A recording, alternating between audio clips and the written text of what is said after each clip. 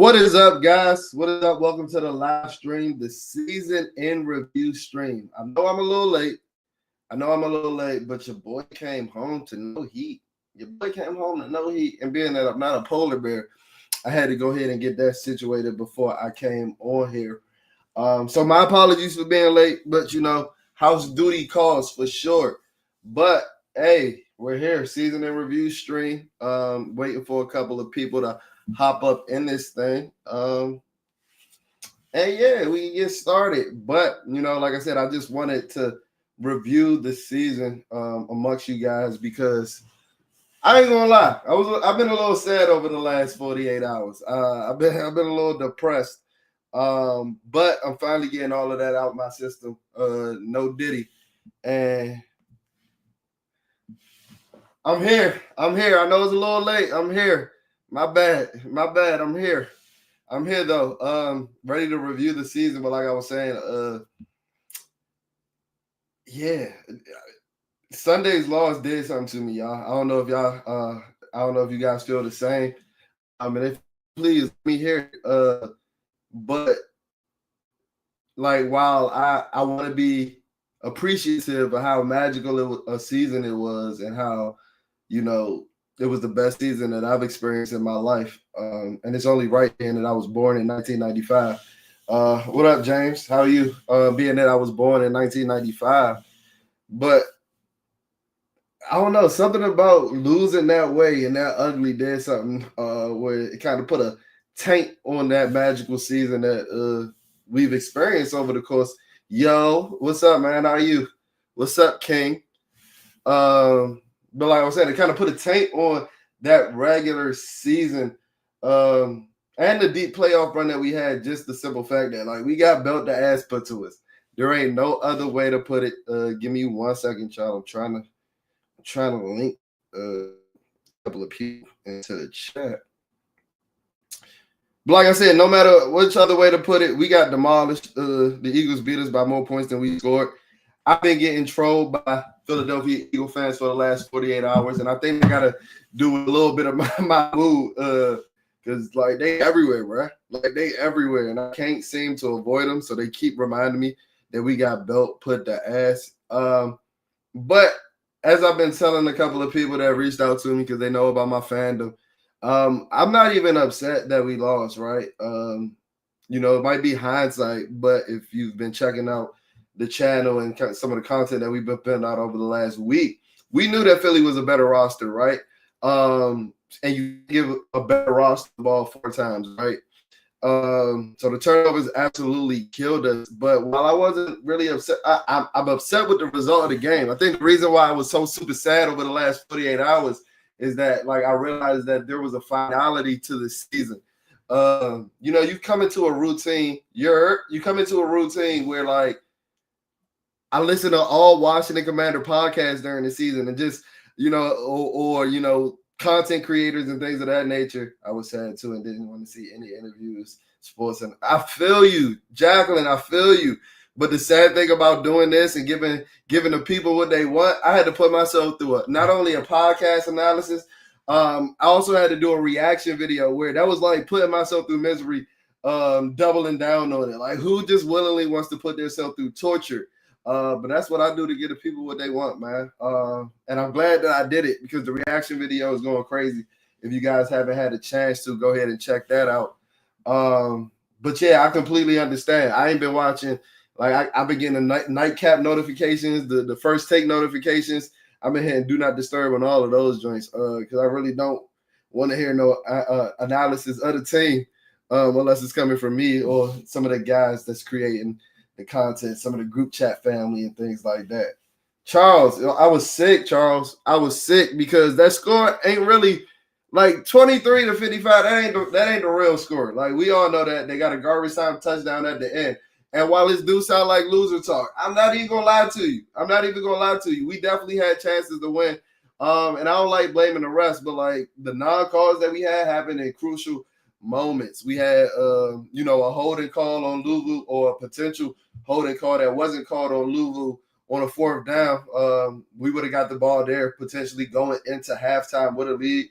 But being that didn't happen, we went down 2 scores. Well, potentially went down at halftime 2 scores. Thank God that we got Jaden Daniels, who is the 2-minute king, that was able to get us a field goal on the board. But I much would have rather went into the half with the lead, being that Philly got the ball coming back.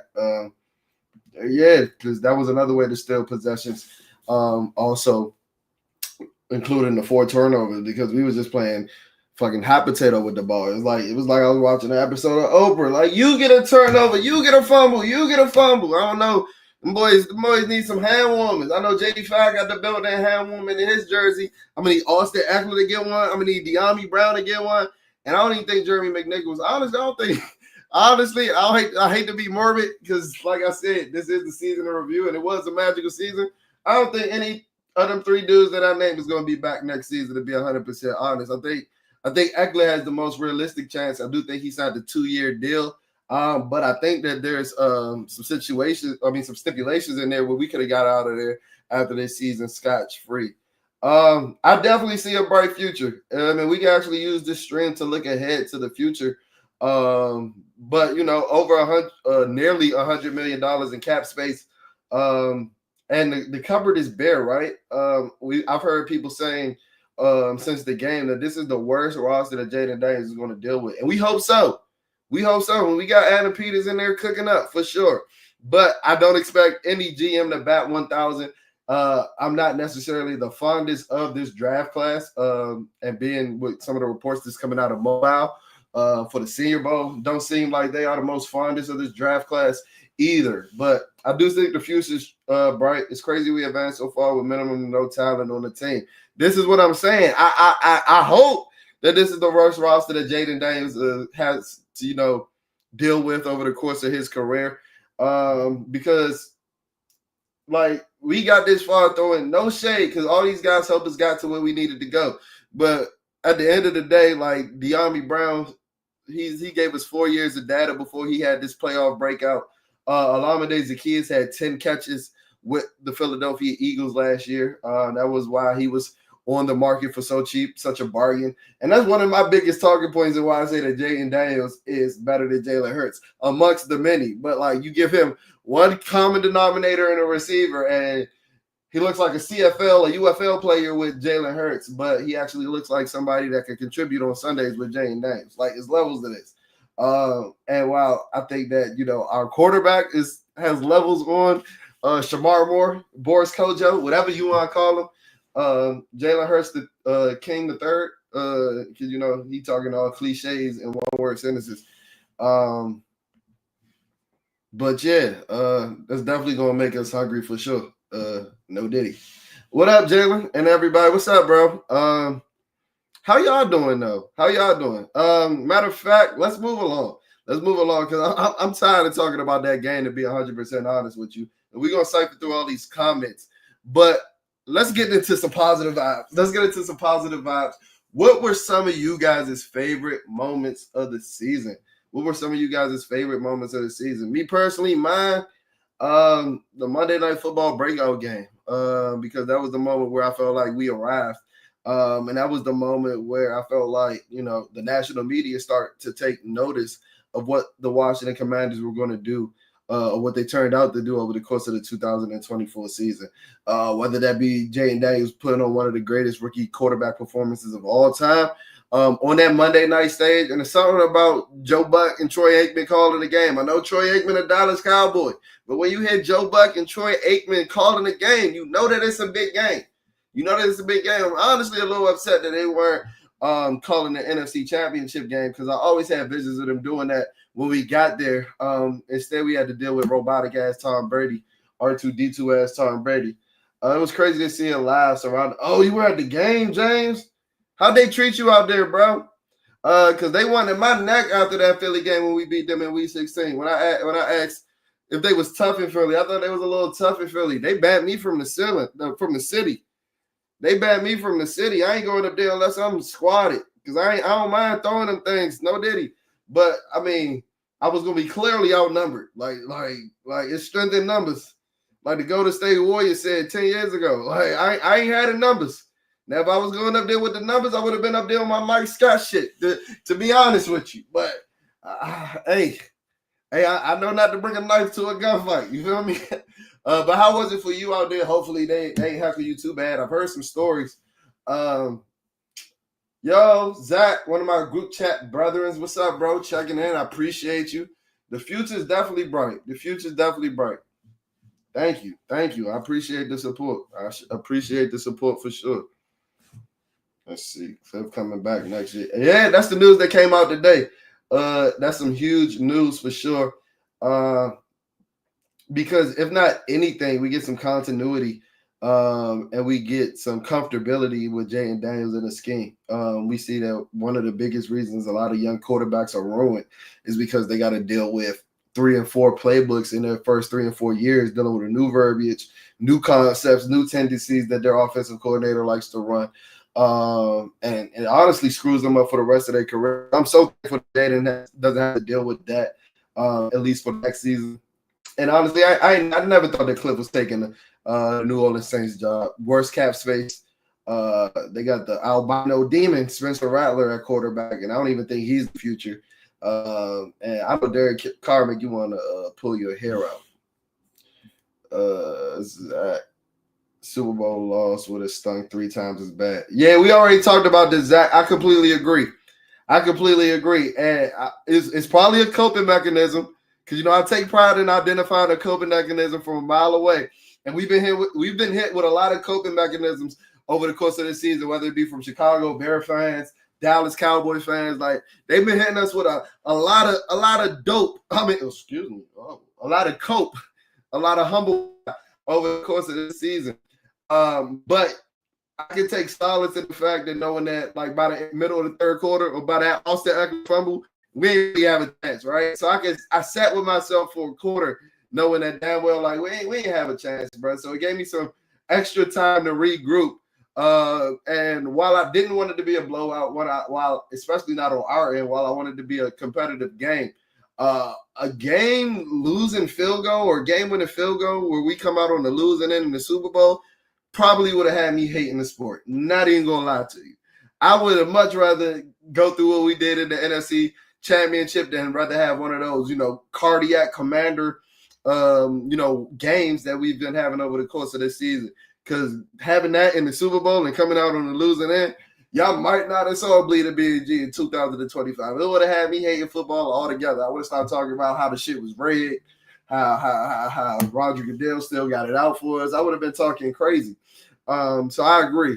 Super Bowl loss would have ended me for sure. Probably would have ended the channel. I'm not even holding. Jalen, what you think about Mike Green from Marshall? I like Mike Green. I gotta look at him a bit more. I'm a little tapped out of draft coverage, like I usually am now. We watch college football every Saturday. So we know about Mike Green. And from what I've seen of him, in just a few moments that I've watched him, while I do think that we need an edge, I don't know if he's the edge that we necessarily need on this defense. I do think he provides a little bit of pass rush prowess, a little bit of juice, and a little bit of twitchiness as a pass rusher. But I think along with having somebody that gets to the quarterback, we need somebody to hold up on that edge. We need somebody to hold up on that edge that can keep contained and can set the edge, along with giving you 12 to 14 sacks a year. Now, I know those guys don't grow on trees, and we'll be picking late in the draft this year. But I do like a guy, I think his name is like Cal Kennard. I do like him, defensive end from South Carolina, as like a big defensive end. If we can remember, and while he's transformed his defensive sense, Dan Quinn had Michael Bennett playing defensive end at some points in that big Leo package with this with the Seattle Seahawks during his time there. So, he's not opposed to having those big type of edge players. And while I do like Mike Green, there's some other guys that I like a little better than that role. A guy like Michael Williams from Georgia. I know he played hurt for majority of this year. But I think he has the capability of not only rushing the passer, but holding up in the run game as well, because he's a fucking physical freak, built like a transformer. Yeah, mine's too, man. That's why that was my favorite moment. Jada's introduction to America in Cincinnati. Zach, we were supposed to go to that game, so I don't even want to talk about it too much. because that was something that I would have been able to tell my kids that I was at for years to come. For years to come, I'll be 85 talking about. Did you know that Jaden Daniels' first touchdown pass went to Trent Scott, who's a 4th-string tackle? And I was there in person, boots on the ground. But our trips never make it out the group chat, Zach. Our trips never make it out the group chat. Because Cincinnati was supposed to be a trip to make it out the group chat. I was supposed to be eating some Skyline chili after watching Jaden Daniels drag his nuts all on that Cincinnati Bengals defense. I would have been able to see my man Jamar Chase live in person too. See, I'm about to start tearing up before. See that you done brought back some PTSD because I was so sick that we didn't go to that game. The Lions game was your favorite. The Lions game is pretty high up on my list too, because we was counted out, bro. I know exactly why that was your favorite, but if you want to, expound on it, please let me know. Why was it your favorite? 10-point underdogs, Saturday night football. I get it. The electricity was high for the Lions game. You heard all week how the Lions were coming off the well rest. Oh my gosh, Dan Campbell, Aaron Glenn, they got 3 head coaches in the building. And we put belt the ass to them boys. And that's why I said, this was really a magical season because they gave me so many moments to troll, to talk shit, and just to celebrate with my family, who's majority Washington Commander fans. Because usually by goddamn, I ain't gonna say Halloween, by Columbus Day, by Indigenous People Day, we be having seasonal depression. Daylight savings be spanking the shit out of us. But it didn't happen this year, all because we got that golden boy right there. Hey, let's talk about him real quick. Let's talk about this nigga real quick. I think Jaden Daniels telling the Pro Bowl, nah, I'm straight, is such a savage move in his rookie year. Because guess what? The accolade not going to go nowhere. We're going to look back 13 years from now, and Jaden Daniels still going to be considered a 2024 Pro Bowler. It's and Terry's sitting out the Pro Bowl as well, but Terry has an injury. I don't know if it's the ankle injury that had him on the injury report in the last couple of weeks of the season. But when they were talking about Jaden, they were like, "Nah, it ain't no specific injury. Just dealing with the wear and tear of the season," which I totally understand. Y'all gotta understand. Jaden Daniels been straight football foot on the gas since the Heisman ceremony in 2023. Jaden Daniels been straight football for about 14 months now. So I know Jaden Daniels probably in Cancun right now. Turks. What y'all think Jaden at? Tulum? It's a little dangerous in Tulum right now. I ain't even gonna hold you. But he's somewhere kicking his feet up by himself with no girls because, his mother said he can't have no shorties. His mother somewhere in a villa kicking their feet up on a resort. Been a great season with all the reviews and reaction video. Never go to Philly by yourself if you support the other team. I know. Thank you, George. I try to get the people what you want. I try to get the people what they want. And I honestly, this has been the best season to do this channel because not only was the team successful, but people start checking in on a more successful team. There were some videos that I was doing over the top, and I know we had to get growth and things of that nature. But even last year, there was some videos where I would only get 100 views. Now I'm getting 100 views in the first hour. Because y'all checking in on the sex. I get it. Y'all ain't want to hear about me talking about a horrible product, a bad product on the field. I totally understand it. But as I had mentioned before, I think in my last podcast episode, these are the most viral moments that we've had in a season since we started the channel. Our 4-year anniversary. Anniversary. I'm over there talking like a toddler, like I got a short tongue. Our 4-year anniversary was last week. And between the Instagram clips, don't really do TikTok, but me getting the Bears fan base, the Eagles fan base, the Cowboys fan base riled up. It was a season to remember. It was a season to remember for sure. Because not only do I love to do it in the good nature of the game, never looking for a physical altercation, but it also brings a lot of traction, a lot of traffic to the page as well. But George, you one of the day one supporters, man. I appreciate you so much, man. You don't even understand. It was all good in my section. I had a few who tried to step, but it was all talk. I'm saying a lot of them don't be ready to throw hands. A lot. But I got to go up there with some strength in numbers just in case I do get the right couple. I can take on one, trust me. But if I get the right few that want to throw hands, I'm going to need a couple on my side that's going to be ready to throw hands too. Yeah. Terry caught the slant from JD5 and scored against the Eagles. That was your favorite moment of the season? It was probably my favorite moment for about 10 seconds. And then we continued to get belt to ass put to us. I'm not mad at the moment, though, because Terry McLaurin is like a goddamn demon. I agree with you on this one.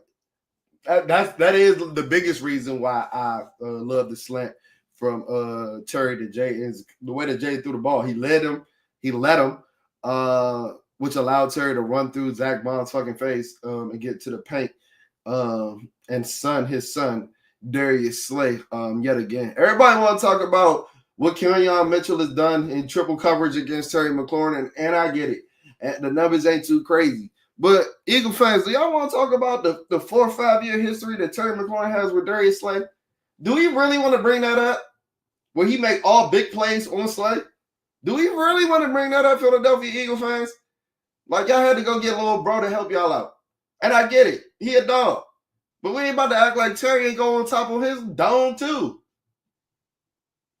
Now, I might say something reckless about Quinyon Mitchell because out of all the moments, the fumbles, the long Saquon Barkley run, us getting dominated in the trenches, Jordan Mailata pancaking 5 dudes in one play, ain't none of those moments hurt me more than Quinyon Mitchell trolling the shit out of Terry McLaurin. Oh, that shit almost had me ready to crash out. That shit almost ready had me throw my phone, my remote, my microphone. I was ready to throw everything at the TV. Then I remember, hey, this an OLED, bro. This an OLED. You pay about $1,200 for this, bro. Quinyon Mitchell ain't gonna reimburse you for this bitch, bro. Who was the biggest underachiever on the roster this year? That's a good question, Zach. And yeah, I appreciate you guys' comments. Let's get some questions going though. Who was the biggest underachiever on the roster this year? Great question. Let me think about that for a minute. I would hate to have to put it on a rookie. Biggest underachiever. Nah, I don't want. Let me. If I don't have to put it on a rookie, I won't. I'm gonna say it, and it's gonna hurt a lot of y'all feelings. Because I was thinking Luke McCaffrey, but Luke McCaffrey a rookie. Ben Sinnott, he's a rookie as well. Those are 2 candidates for the answer for sure though. But the biggest underachiever, I'm gonna go ahead with Brian Robinson Jr. He not B-Rob for me. And y'all know we just call him Brian over here on the channel. Because Brian Robinson, I think people remember Brian Robinson's first 4 games, and while they were pretty damn good, they act like that was about half of the season. Brian Robinson ain't been good since the Carolina Panther game. Now I think he had a couple of decent games against the Titans where they had just fucking given up. It's a reason why they got the number 1 pick. I could have ran 400 yards against the Titans. Them hoes. All I was creating more hoes than Shia LaBeouf against the Titans. And then he had a decent game against the Detroit Lions, but they was going up against me and my cousin. The Detroit Lions was picking up dudes off the practice squad 5 minutes before the game. Go look at the rest of Brian Robinson's game logs where he's having 10 carries for 19 yards. Bro could fall forward for more yards than that. And I know we fall in love with his story. I get it. And I'm not here to bash Brian Robinson because he's been the best running back on our team. But he's not an RB1 in this league, especially not for a dynamic offense that want to win. Now, I know he got 1 year left on his deal, but I honestly see a scenario where Brian Robinson might not come back next year because I don't necessarily think that he's a fit for the Cliff Kingsbury offense. And hearing that Cliff is coming back next year, Cliff gonna want to get his guys, whether that be Marion Hampton, Dewan Neal. It's a great running back class. It's probably one of the best positions in the draft because the draft is rather weak. You're right. The Super Bowl loss would have hurt, but at least I would have had two weeks of trolling Philadelphia Eagle fans because Lord knows they've been doing that to me for the last 48 hours, and I don't expect it to end anytime soon. Y'all go look at the comments in my last reaction video. Y'all go look at that, and y'all go help me. I ain't even gonna lie, they jumping me in the comments, bro. They jumping me in the comments, and it's starting to get to the point where I think that only Philadelphia Eagle fans watch my reaction videos. There's so many of them in there, and y'all not backing me up. It's like, nah, I'm playing. For my expectation, the big underachiever was Johnny Newton. For what everybody expected of him, Luke McCaffrey. I get it. Like I said, I just didn't want to put it on the rookie because like it's an adjustment period for a lot of rookies in the NFL. And, you know, it was like death taxes and somebody in the Washington Commander community saying that Luke McCaffrey was going to make a play. And that happened for about 20 weeks, and it just never came to fruition. But I honestly believe that, and I go back and I think about this, how y'all know I'm sick in the head. I think about this a lot. What if Jaden hit Luke McCaffrey on that post route that Jaden missed against the Chicago Bears? I think about that moment often. Because I honestly think that it could have turned Luke McCaffrey's season around, because it honestly would have been like the biggest play that Luke had made all season. I think the only other play that I can remember is him getting tackled at the 1 yard line against the Bengals. But I often, that's how y'all know I'm sick in the head. I often think about what if Jaden hit Luke McCaffrey on that big post against the Chicago Bears that he missed. Favorite moment, JD5 to Terry against Dallas. I know that only lasted a minute, but that was the most insane play of the year. Hey, I'm not mad at it. Any moment against Dallas, any moment that we could put belt the ass to the Dallas Cowboys and not allow them to say, oh, yeah, y'all. Because you know they losers. You know they looking for a silver lining. That's what the silver in the Dallas Cowboys colors is for, silver lining. You know they fucking dweebs. So they would have said, oh, man, you guys would have made it to the NFC Championship, but you still didn't beat Dallas. Hang that up in the banners. Hang that up in the rafters in AT&T Stadium. But guess what? We still did, because Terry dunked on Deron Bland, had me feeling like I was watching the wrong sport, like I was watching the NBA, but I was watching the NFL.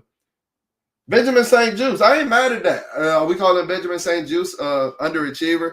I ain't mad at that. I just never had the highest expectations on Benjamin St. Juice. Like, I be at training camp, y'all, and like Benjamin St. Juice ain't really never been like a good fundamentally sound corner. Like Benjamin St. Juice, I've been at every training camp since Benjamin St. Juice's career started in, I believe, 2021. Like his footwork drills is ass. They never really improved. And like I ain't expecting him to have the most elite feet. He's 6'3". But like, bro, what the fuck do you do good? Like you a 6'3" corner and you don't even play press man well. You don't even play press bell well because you slow. Like I never really saw the full package with Benjamin St. Juice. He had a couple of good games in 2022. I'm not even gonna lie. But the moment where I knew like this fan base might be in too deep is when, you know, they were talking about the 2 or 3 good plays that he had against Justin Jefferson, and Justin Jefferson still had like 150 yards, and they were ready to call him CB1 because he had a couple of bad downs. And guess what? He ain't did nothing but regress since then, because I was in the suite for that game. I saw the all 22 of him getting cooked. Like that slant fade from Justin Jefferson was on him. Like, I don't know. Yeah, he not B-Rob no more. That's Brian. That's Brian, like the dog from Family Guy. Like, that's Brian. And when we think about it, no shade. Like, how many dogs do we know named Brian? Like Brian Dawkins. Like, how many dog athletes do we know named Brian? Brian Mitchell. Shout out B Mitch. B Mitch would beat my ass if he heard me say that. Not even gonna lie. But like outside of that, I don't know too many nice Bryans. Brian Westbrook.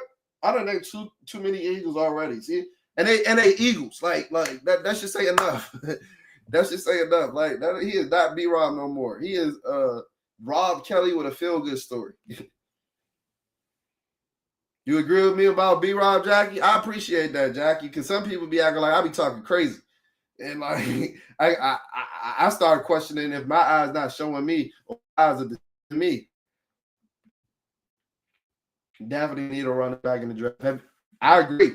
I would argue that, and I know the 1960, the 60 and over part of the community, my 60 and over demographic of, you know, my subscribers. I know they're not going to like this because, you know, half of them wanted to stick with Sam Howell and build the trenches, right? And we still need to build the trenches, but I hope you're not thinking that we needed to stick with Sam Howell at this point, because some of them believe that, like, you only win, like, if you have the offensive line and the defensive line, you can have the most pedestrian quarterback and the most pedestrian skill players, and you go win football games. That's not the case. You still need some playmakers. You still need some guys that are capable of hitting their head on the goalpost, especially in today's NFL where, like, the defensive players are so explosive. You're not going to have all these 17, 18-play drives that, you know, we had we had a Jaden Daniels. A lot of teams don't have a Jaden Daniels that aren't capable of having 17 and 18 play drives. So have you looked at any running backs coming out of the draft? I don't really think that we're going to be bringing in too many free agent running backs. I think we're looking to get younger at that position. But some guys that I like Omarion Hampton. I think he might be my favorite back in the draft. He reminds me of like Willis McGahee before the leg injury. Like, if you a certified ball knower, because I was a Miami fan growing up, yeah, he reminds me of like a young Willis McGahee. I like Quinshon Judkins as well. Even though he got ran down in the Notre Dame game, showed me that he didn't have some of the long speed. I never thought that he was a burner, but he was like more. Even though he had the entire package, he was looking like a mid 4-5 right. And I need some guys that are capable of hitting their head on the goalpost and taking it to the house from anywhere. And Ashton Genty's cool. I think he'll be gone way long before we pick. Like I said, I like Devin Neal out of Kansas. I'm a big Cam Scatterbo fan, but I could see where he's a productive player in the NFL, especially with like a gadget type offense where he gets a lot of manufactured touches and things of that nature. Yeah, I ain't mad at that. Tell me about it. BSJ had low expectations and still didn't come near them. Benjamin St-Juste ain't been the same since he was chasing around Zay Flowers in the Baltimore Ravens game. Zay Flowers had that boy exhausted for the rest of the season. If I'm being honest with that, honestly. I think it was like, you ever see that Vine with like the girl working out and she clearly get like exhausted? She like, bruh, like that was Benjamin St-Juste after going against Zay Flowers for the rest of the season. Like, he ain't want no smoke with anybody else. And I honestly blame Joe Witt. Because, like, what are we doing lining up Benjamin St-Juste slow-ass man-to-man, chasing down Zay Flowers on drag routes and crossing routes throughout the entire field? That was the game when I said Adam Peters need to go ahead and get himself a corner before we waste the season. And we all thought that Marshawn Lattimore was that guy. But at least for the 2024 season, Marshawn Lattimore was not that guy, Pop. He was not that guy, Pop. Godwin or Higgins? Depends on the price. Depends on the price. Because I think both of them could be super productive. T. Higgins is younger. So I'm willing to pay him a little more. But I don't think that T. Higgins is going to outproduce Chris Godwin to the point where it justifies paying him that much more money than Chris Godwin. If you ask him who I like as a player, T. Higgins, I like him better. Like I said, he's younger. Chris Godwin's coming off of his second. I know people kind of like trying to discount like a dislocated ankle. Nah, that's a pretty serious injury. We saw what the fuck RG3 did after a dislocated ankle on top of a torn ACL, like Chris Godwin has had. So yeah, T. Higgins is younger, but he deals with injuries as well. While they might not be as serious, he liable for a hamstring to keep him out for 2 months. And after dealing with Marshawn Lattimore, I don't want to hear the word ham or string for the next 8 months. I don't want to look at no ham. I'm about to start buying Velcro shoes, so I ain't got to look at no strings. Because after dealing with Marshawn Lattimore and this fiasco over the course of the last couple of months, I don't want to look at it. I don't want to hear the word hamstring, ham and cheese sandwich, stringy cheese. Like, I don't want to look at none of that shit, to be 100% honest with you. How you can't get yards? Exactly. How you can't get yards with fucking Jaden Daniels in the read option? And everybody want to talk about this offensive line. And guess what? Over the course of the last month of the season, they were getting their face beat into. I completely agree. But even when there were holes, we're not about to act like they were just playing games where out of their 60 snaps, they was just getting stuffed for 60. Like, no, that ain't the case. Even when there were holes, Brian Robinson was getting 2 yards out of it. And my man, All to the Goods, made a great point that you got Jaden Daniels running the read option. That forces defense to play a little bit on 11 football. So that means if you're just capable of making one miss, You can turn that 2-yard gain into a 22-yard gain. But Brian Robinson is never capable of making that one guy miss. And I don't know why the fuck he is held in such high regard in Washington Commander lore. Yes, I do. He has a good feel-good story. Feel-good stories ain't going to you Super Bowls. Like, I appreciate Brian Robinson for his services too. I'm glad that he made it back from that shooting too. I'm trying to win the Super Bowl though. Like, I'm sorry. It ain't no feelings in football. It's the no feelings league.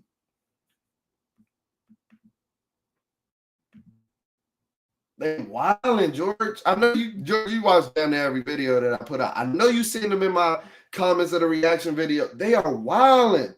I ain't even gonna tell you what one Philly fan told me because this is gonna get y'all pissed off. I laughed at it, but it's gonna make y'all sick. I ain't even gonna tell you what. Just know they ain't got no filter, bro. All lines, they are willing to cross all lines. Bruh, they ran the numbers up. I appreciate them though. I appreciate them because it's going crazy. It might end up being my most watched vid. I think my most watched vid up until this point is either the first Marshon Lattimore video where it was rumored that he was coming here, or the Philadelphia Eagle reaction video the first time. So I ain't mad at him. That's why I said, y'all get y'all shit off in the comments, because guess what? All you're doing is finessing the algorithm to get more people to watch. And whether that be more people to troll, I'm just not watch. I'm just not going to look at the comments. I'm going to just scroll and like all of them and not read what they say. Hate the damn Eagles. So I honestly might not watch the Super Bowl, y'all. George, who is Brian Jordan? Who is Brian Jordan, George? George, who's Brian Jordan? I don't know a Brian Jordan. I think Kyle Pitts is a free agent. What would everybody think of signing him? I don't think he's a free agent, but I would love to bring him in. While I appreciate Zach Ertz for all of his services. 1 second. Like I said, while I appreciate Zach Ertz for all of his services, Zach Ertz is 173 years old. I didn't really expect a lot from Zach Ertz this season, and he proved me wrong. But even I know he said that he wanted to play next year, but even if people have to question, like, if you're going to be brought back, or if you are going to be playing another year, that means that, like, you're a lot closer to retirement than you are to playing the rest of your career, right? And that's Captain Obvious shit, right? But, I don't think there's too much behind him and Ben Sinnott and John Bates where we're going to scoff at the thought of a guy like Kyle Pitts. This is still a guy that had 1,000-yard season, even though that'd be his rookie year. And I honestly think, like, he was playing under Arthur Smith. And this season, I'm not sure who the offensive coordinator was for the Atlanta Falcons, but he had one of his better games against us, where he showed some dynamicism, stiff arming Jeremy Chin, running one-on-one man routes against Jeremy Chin. Like, we need that type of dynamicism at the tight end position, and we need to get Jayden Daniels as many talented pass catchers as we can get him, especially while he's on his rookie contract. What's up, awesomeness? How are you, man? Marshon might be a lemon. Might. So now I'm agreeing with Mike. Like I said, I want to see him come back after a full off season. But just the simple fact that it took that hamstring that long to recover. I know it's soft tissue injuries and all that.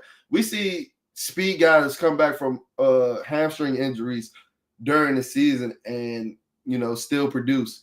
While it might not be them at 100%, we see speed guys produce and come back during the course of a season all the time. And I just need to know, how bad was that hamstring for us to still be using that as an excuse when it first happened? I believe in like week 7, and we still talking about it, and it's damn near February. Like that shit. If that shit wasn't falling off the bone, you can miss me with we just need him to heal up. Like, I do want to see him with a full offseason, yes, but like Marshon was looking like he can't run no more. He was looking a little washed at 28. Like, let's call a spade a spade. I know I ain't about to just sit here and hate on my favorite team for no reason. The Eagles are going to lose in the Super Bowl. I might not agree with you on that one, awesomeness, but I honestly won't know because I don't plan on watching that shit. this will probably be the first Super Bowl in my life that I don't watch. Cause I just know like that shit rigged at the end of the day. Eagle fans got a soft spot for that. I'm gonna just move on for that one. I'm gonna just move on from that one. Brian Jordan played pro football and pro baseball. I think he was an all-star. Yeah, that's a little past my. I like to consider myself a sport historian. You got me on that one, George.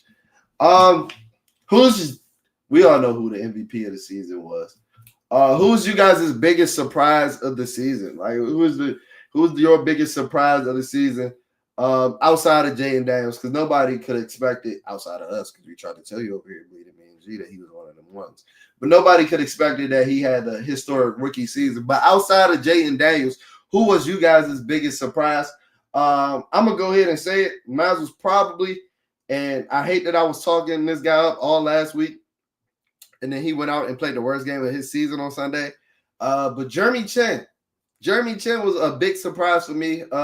Because a lot of Carolina Panther fans were putting dirt on his name and making it seem like he was a shell of his 2021 self, where he was the defensive rookie of the year outside of runner-up after Chase Young. They were like, bro, this dude can't cover. Like, he has no coverage instincts, Jeremy Chinn, to me, I said it. That's the reason why it took me so long to get. Because I don't like running victory laps, contrary to popular belief. Because I don't even like being the guy that I told you so. But there's so many instances where, like, I told you so. When we signed Jeremy Chinn, I said that I think that he's a perfect safety for that Dan Quinn defense. We've seen what, Dan Quinn has done with, big safeties like J-Ron Curse, what he's done with a Cam Chancellor. And Jeremy Chinn turned up. Jeremy Chinn had like a 4 or 5 week span where he had no less than like 10 tackles. And I know that's an indictment on the defensive line. Honestly, let me go back to that question. We're going back to that question. The biggest underachievers to answer for you. John Allen, Daron Payne. You can pick who's number 1. You can pick who's number 2. I can get them dudes off my team so fast. I can get them like we could trade them for a box of Cheetos at this point. We could trade them for a fucking toaster at this point. Like, how you got 2 $20+ million defensive tackles and you got one of the league's worst rushing defenses? Just imagine this, y'all. And I'm not saying that we were going to beat the Philadelphia Eagles, right? But just imagine, like, if we got Jayden Daniels' play with the offense this year, and we got 2021 John Allen and 2022 Daron Payne to join him.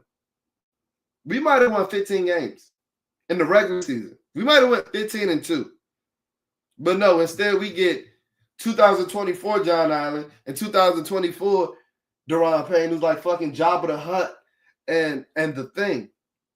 Like, the shit's sad. But them boys got their money in and left. Ertz was a huge surprise. I touched on it earlier. Nobody expected him to have the season that he had. I think he ended up with like 650, almost 700 yards. Biggest surprise, Frankie Louvu had no idea he would be this good. The other was Austin Seibert until the Dallas game. Austin Seibert was I forgot all about Austin. That's how he did after the Dallas game. I forgot all about Austin Seibert, man. That's a good choice. Nah, Frankie, I had no idea that he would be this good, second team all pro. But I did think that he was going to be unlocked in that Dan Quinn defense, where he's like a chess piece that's, plays in a bunch of different roles. Yeah, they making too much money to not be able to stop. It's ridiculous. All right, and then Johnny, and he's not going to be on the achiever list, but it ain't like he a titan and stop and run either. Buddy gets pushed off his spot a little too much for my liking. And I know they were like, he was an interior pass rush specialist at Illinois. Didn't see too much interior pass rushing going on. Dude, you sound just like Mark Holmes and Cowboys fan talk.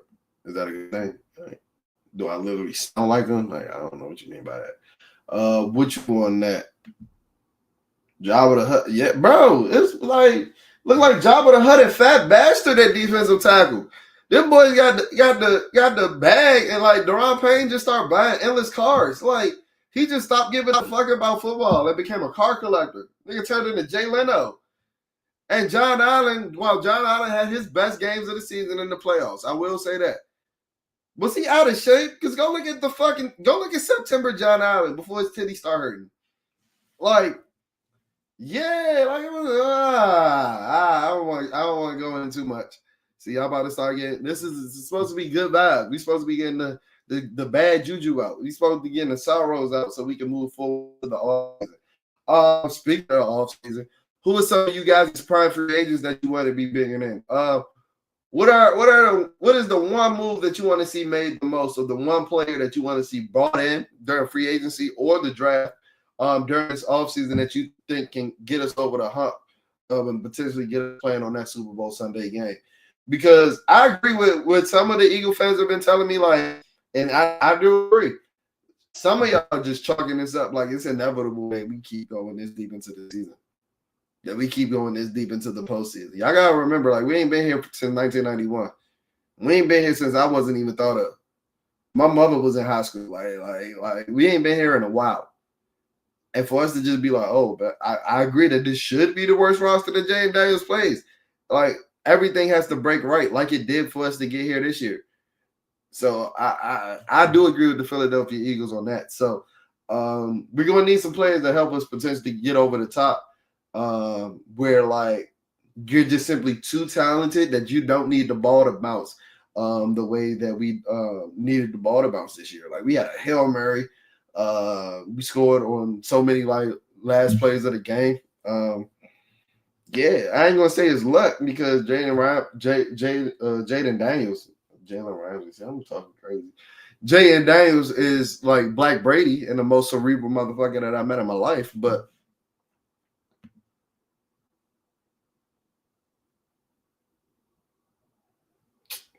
dog walk by who? You, Vince? You not dog walking anybody, bro. Cut that shit out. Cut that negative shit out on my stream, bro, because you're not dog walking anybody. Trust me. And you want to know how I know? Because I actually did it. Like, the reason that Philadelphia Eagle fans hate me so much is because nobody dog walked me in that video. That's like, let's be honest. That's why y'all hate me so much. Because, like, I pulled a y'all on y'all, and y'all ain't do shit about it. Like, let's call a spade, Vince, if you really want to go there. If you really want to go there, you can talk about the woulda, coulda, shouldas all you want. I have an actual video of me actually trolling Philadelphia Eagle fans and them not doing shit about it. That's the reason why y'all hate me. Because guess what? If somebody would have stepped to me in that video and beat my ass, y'all would have loved it. Y'all would have loved it, but we know that ain't happening. We know that ain't happening. But let me stop talking too crazy. Let me stop talking too crazy. Speak on Mikey Sainristil. Thought a lot was asked to him. Had some highlights, some lowlights, expectations next year. I love Mikey. Mikey a dog. Mikey a dog. Mikey the best corner on his team right now. And that's like being the tallest. No all the midgets out there. No shade to all the short people out there. But Mikey definitely had some lowlights. Got the touchdown called on him in this past game. And I do think that Mikey has some physical limitations. I don't think he's as crazy long speed. Even though when I said that and I tweeted it, people were telling me that, you know, he ran a 4.4 or 4.5.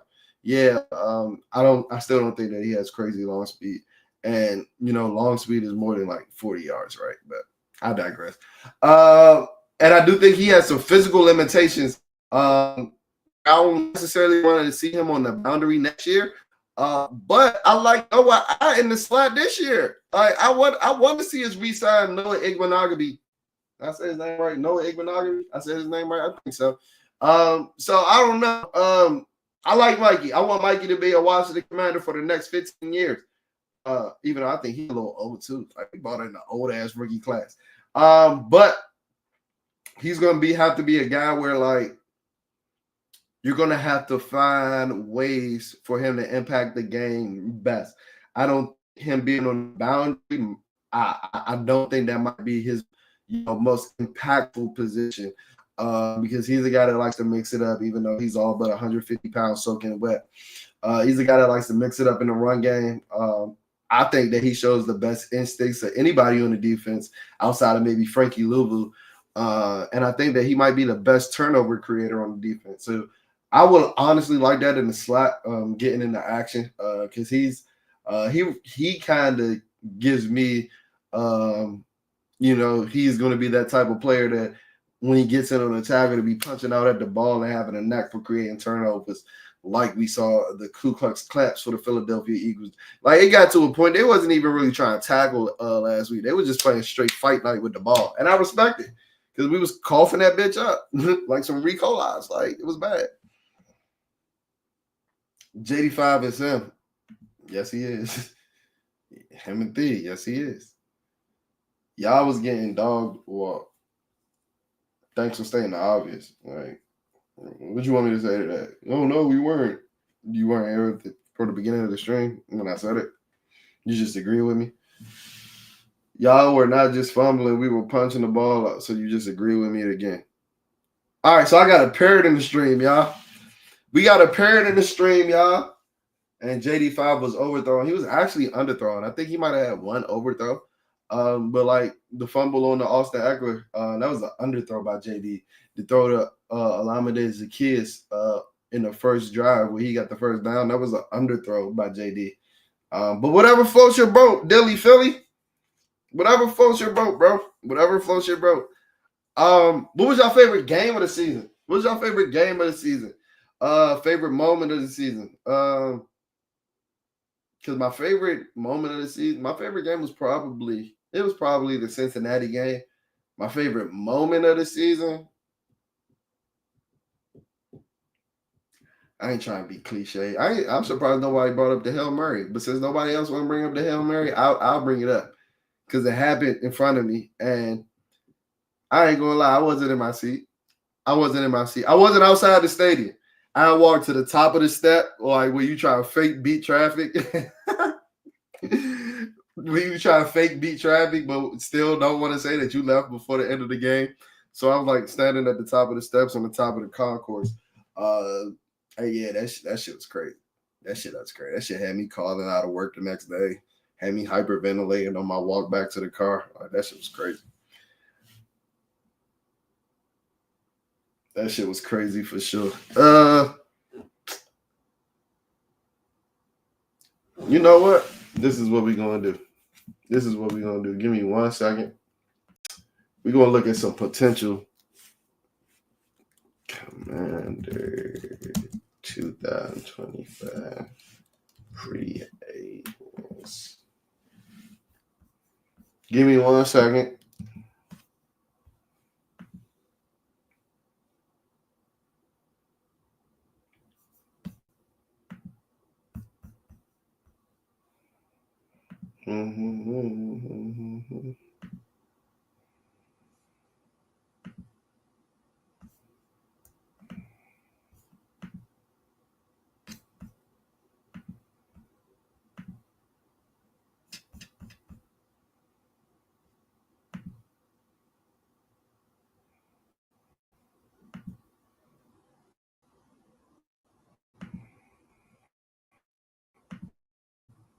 Tell you where I go.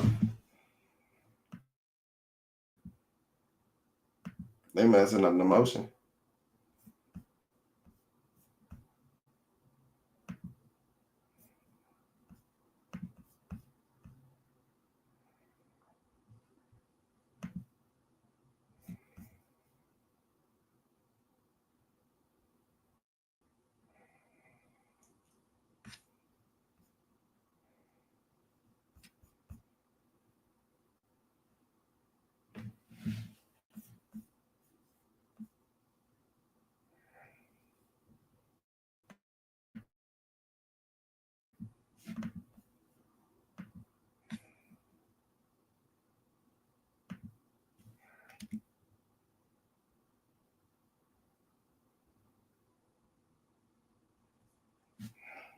Oh, there we go.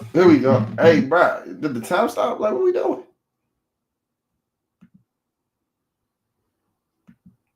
This joint froze on me?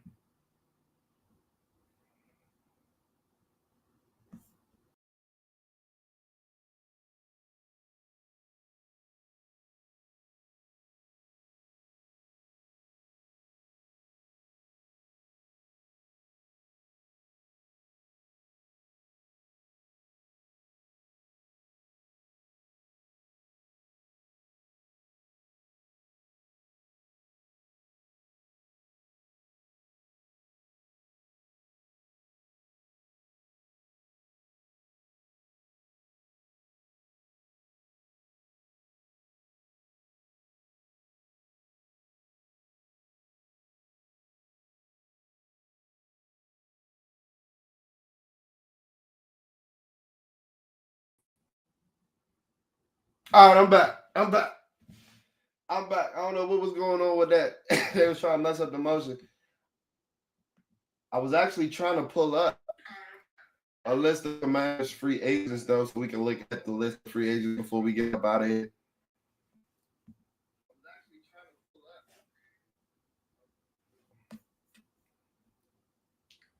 But it may not just be all day. It may not be all day to do that.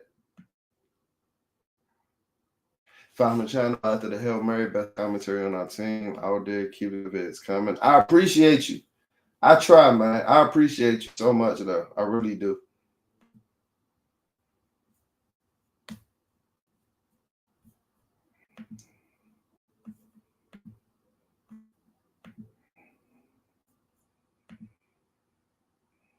All right, let's see if this works.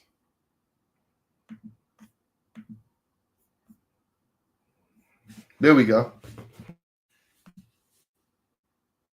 There we go. There we go. Y'all got bear with me. This is the second string. This is our second string. All right, so let's take a list of the full list of Commanders pending free agents in 2025, and let's see some guys that we might be looking at bringing back, might not be looking at bringing back. As we take a glimpse into the 2025 season before I get up out of it, because hour-long stream, I'm a little overstimulated. It's like, nah. I don't know how Rio be doing these, bro. Shout out my guy Rio Robinson. Make sure y'all follow his channel. Bobby Wagner. Damn, Washington has 31 free agents, which include unrestricted, restricted, exclusive right free agents, and street free agents. God damn. All right, so the first one on this list is Bobby Wagner. What y'all feel about Bobby Wagner? While I love what Bobby Wagner presented, and I think that he was one of the better signings in recent year, and gave us adequate linebacker play. I think that his, all pro as compared to like a guy like Frankie Uvu's, I feel like his all pro might have been more of a lifetime achievement award because I do think that there were better games. Bobby Wagner had better games than others. Like some games were way better than others. But I don't think that he played his best game against the Philadelphia Eagles. And I just need a linebacker that's capable of running the sideline to sideline. I don't know if Bobby Wagner can do that right now. I think he'd be like in his age 35 season. Marcus Mariota. I don't think Marcus Mariota is going to be coming back, especially not at that price tag. I think we gave him about $10 million. And while I would love to see him back because we do need a backup quarterback, I think that this is like they bought Marcus in on a 1-year deal to kind of like show Jay in the game. But now like they draft a young dynamic quarterback or they bring in a young dynamic quarterback that's capable of running that zone read game and that read option game. Jeremy Chin. I said it before and I'll say it again. I think we should have re-signed Jeremy Chin like yesterday. He picked a fine time to play his worst game of the season against the Philadelphia Eagles. But Jeremy Chin was easily one of the best defenders for Washington, especially in the second half of the season. 117 tackles. He forced a couple of turnovers as well. And he had a couple of sacks. So, 7 tackle for loss as a safety, that's nothing to scoff at. Those are, real, damn near elite box safety production. Damn near elite box safety production. Zach Ertz. We've already spoken with Zach Ertz. Would love to bring him back on a 1-year deal. But I would love to get more dynamic at that position. He's a good safety blanket, good, move the chains type guy. But yeah, I would definitely love to get, younger at that position, more dynamic at that position, more speed at that position. But I do think he was a perfect outlet and a perfect mentor for Jaden this year. Trust Wade. My guy Tressler. Man, just simply bring Trust Wade back because he should be a lifetime Washington Commander. I know he's with a couple of teams before the Commanders, but he's been here for about 11 years, and he had another year.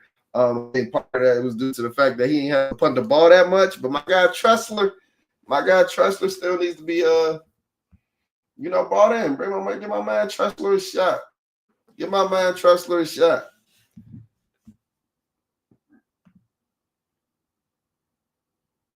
Tyreek Stevenson trolling the crowd and then fucking up. That will always be hilarious.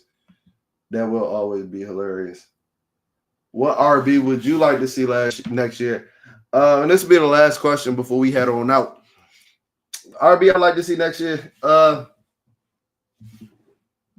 Probably Omarion Hampton from North Carolina. I think that he can actually squeeze himself into or sneak himself into the first round. So I'll be, real curious to see where he falls, especially with us. I think we're picking 29th. Like, that shit sounds so surreal from picking 2 to 29th. But there's some other running backs that I like as well. Like I said, I like Devin Neal out of Kansas. I think that you can be able to get him in about the 3rd or 4th round. But there's about like 15 running backs that are more dynamic than a guy like Brian Robinson Jr. I think, what's the guy from? Let me make sure I get his name right.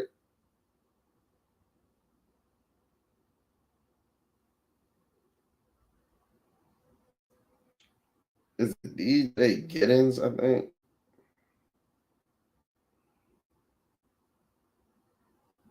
No, it's not DJ Giddens. DJ Giddens. I think who's the back from Utah? Is it Utah? It's another back that I like. Matter of fact, what conference is?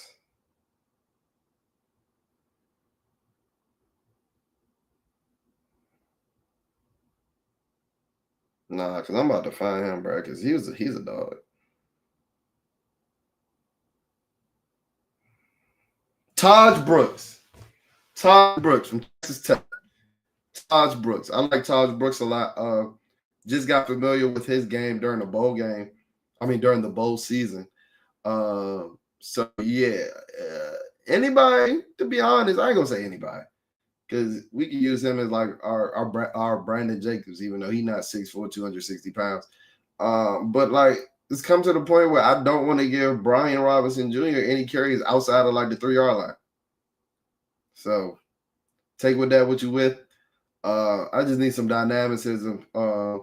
Because like, if you look at all the great dual threats, the league is picking up. Like, you got to pair them with a good running back. When they let you play 11-on-11 football, you got that elite running back that makes the first man miss, runs through the first man, or is it simply just not tackled by that first man? Your offense can begin to take off. But that'll do it for this stream, y'all. I got to head out. Like I said at the beginning of the stream, I'm dealing with some house issues. Came to the house with no heat today, so I got to go ahead and handle that, see what's going on before it gets too cold out this bitch. But yeah, thank you guys for tuning in. First of many streams. We're going to be streaming it up like cats and that over the off season. So make sure that y'all tapped into the channel. Thank you guys for tuning into the stream. I'll check in with y'all on the flip side. Peace.